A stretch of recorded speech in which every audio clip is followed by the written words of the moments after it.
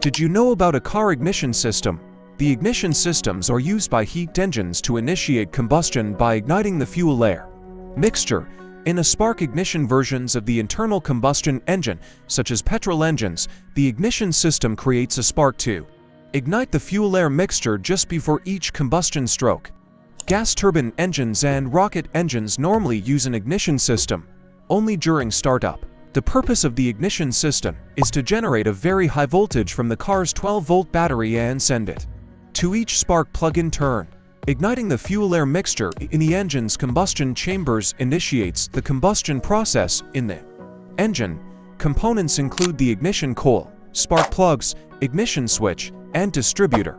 And the diesel engines use compression ignition to ignite the fuel air mixture using the heat of compression and therefore do not use an ignition system.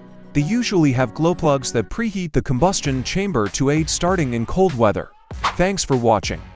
Don't forget to hit the like button and subscribe for more content.